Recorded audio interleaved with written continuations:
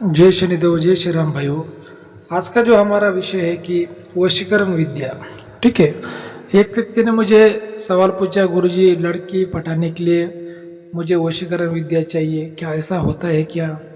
ऐसा मुझे सवाल पूछा। मुझे लगा कि भाई इसको जवाब देने के बजाय एक इस पर वीडियो बनाया जाए और सबको एक जवाब दिया जाए, सबको सही जानकारी दी जाए। ठीक है।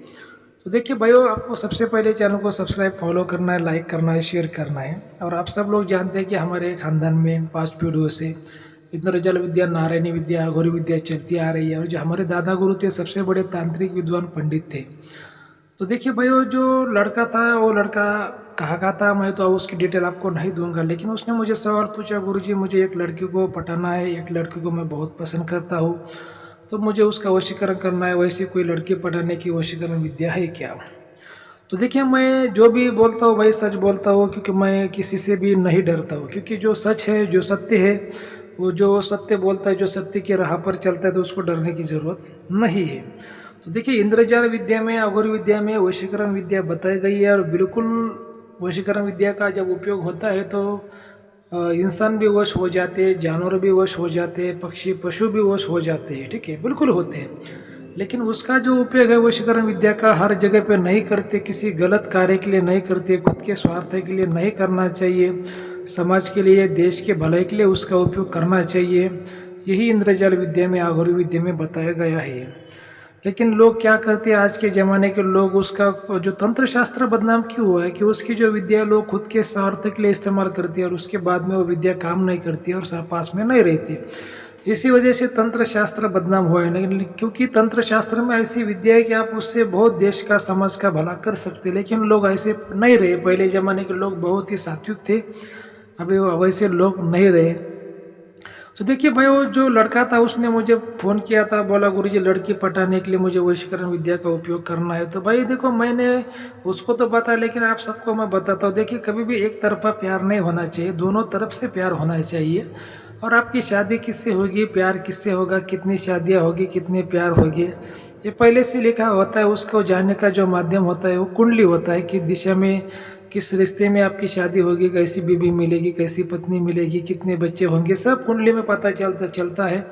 तो हस्तरेखा शास्त्र कुंडली में सभी बातों को पता चलता है।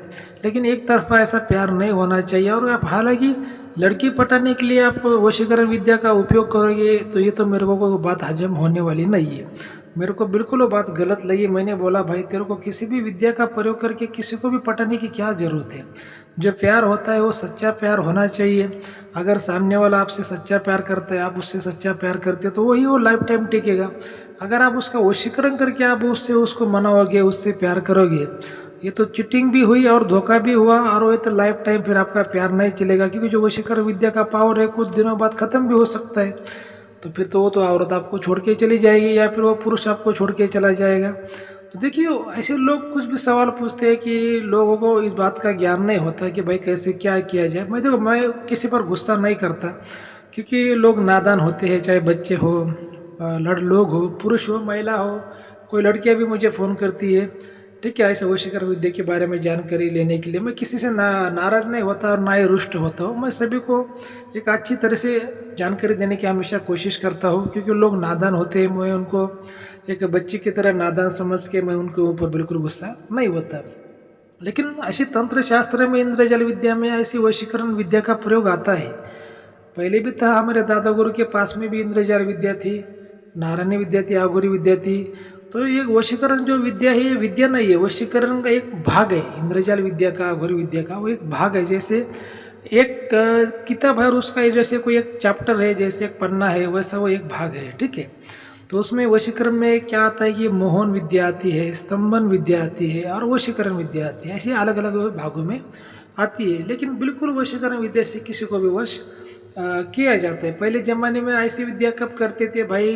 कोई जानवर को वश करने के लिए, कोई खूंखार जानवर है, किसी को तकलीफ दे रहा है गांव में, तो उसको पकड़ने के लिए, वश करने के लिए, कोई घर में सांप निकला, उसको पकड़ने के लिए, वश करने के लिए, या फिर कोई धर्म कार्य है उसको, उसके लिए, जैसे कोई मंदिर बनाना है, ट्रस्ट बनाना है, और उसके लिए हम जैसे दक्षिणा मांग रहे हैं किसी गांव में, डोनेट मांग रहे, तो लोग ज़्यादा से ज़्यादा दक्षिणा दे पाए मंदिर के लिए, गुरुकुल के लिए। तो उस समय भी वशीकरण विद्या का प्रयोग किया जाए तो आश्रम बनेगा, बहुत बड़ा गुरुकुल बनेगा, उसमें बच्चे वो रहेंगे, सीखेंगे, गाय की भी सेवा होगी। तो ऐसे अच्छे कामों के लिए आप उसका उपयोग बिल्कुल भी कर सकते हैं। लेकिन लोग ऐसे फ़ोन करते हैं और बोलते हैं गुरुजी मेरे को लड़की पटानी है, कोई लड़की बोलती है गुरुजी मेरे को लड़का पटाना है। तो भाई देखिए ऐसी बातें तो हजम नहीं होती। भाई देखिए लड़का लड़की की बातें तो ठीक है, अभी वो जवान है और नादान है, लेकिन बड़े बड़े जो लोग हैं, शादीशुदा लोग हैं, जिनको दो दो चार चार बच्चे, ऐसे भी लोग मुझे फ़ोन करते हैं। कुछ ऐसी भी महिलाएं मुझे फ़ोन करती है जिनको दो दो चार चार बच्चे हैं, और वो बोलती है मुझे कोई दूसरा व्यक्ति पसंद आ गया, उसको वशीकरण करना है। मेरे को भी बातें तो बहुत गलत लगती है। कैसा कलयुग आ गया, ऐसा तो नहीं होना चाहिए भाइयों, ठीक है। लेकिन हाँ, वशीकरण विद्या है, काम करती है, बिल्कुल होता है, मैं इसको नकार नहीं सकता। होता है, देखो मैं किसी से डरता नहीं, जो है वो है, जो नहीं है नहीं है। लेकिन वशीकरण विद्या का मैं खुद भी कभी इस्तेमाल नहीं करता, कभी उसका उपयोग नहीं करता। क्योंकि वशीकरण विद्या में क्या होता है, आप जब हम उसको यूज़ करना चालू कर देते ना, तो उसमें ऑटोमेटिकली ज़्यादा से ज़्यादा पाप होना चालू हो जाता है, ठीक है।